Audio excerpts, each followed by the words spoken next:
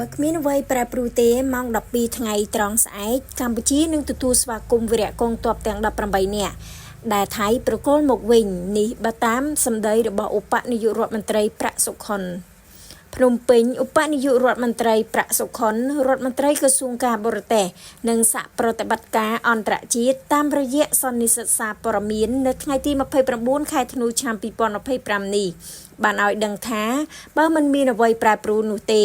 នៅវេលាម៉ោង12ថ្ងៃត្រង់ថ្ងៃទី30ខែធ្នូស្អែកនេះកម្ពុជានឹងទទួលស្វាគមន៍កងវីរៈកងទ័ពទាំង18នាក់ដែលថៃបានចាប់ខ្លួនកាលពីកន្លងទៅត្រឡប់មកកម្ពុជាវិញបកនាយករដ្ឋមន្ត្រីប្រាក់សុខុនបានថ្លែងយ៉ាងដូចនេះថា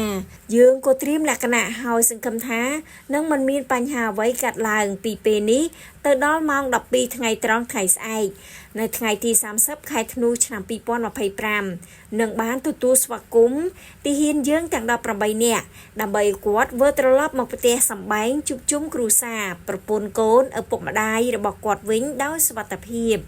នេះគឺជាលទ្ធផលដែលយើងសម្រេចបាននៅក្នុងកិច្ចប្រជុំ2ថ្ងៃកន្លងទៅនេះបើតាមឧបនាយករដ្ឋមន្ត្រីប្រាក់សុខុនបានសម្រេចដោះលែងវីរៈកងទ័ពទាំង18នាក់នោះគឺផ្អែកទៅតាមស្មារតីនៃកិច្ចប្រជុំកាលពីពេលកន្លងទៅពិសេសកិច្ចព្រមព្រៀងទីក្រុងកូឡាឡាំពូកាលពីថ្ងៃទី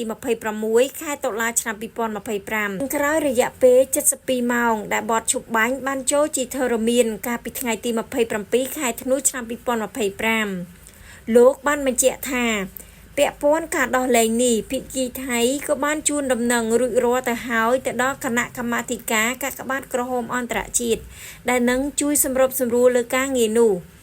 សូមរំលឹកថាវីរៈកងទ័ពទាំង18នាក់ត្រូវបានទាហានថៃចាប់ខ្លួនក្រោយបទឈប់បាញ់កាលពីព្រឹកថ្ងៃទី29ខែកក្កដាឆ្នាំ2025កន្លងទៅដែលគិតមកទល់ថ្ងៃទី29ខែធ្នូឆ្នាំ2025នេះគឺមានរយៈពេល157ថ្ងៃហើយសូមអរគុណ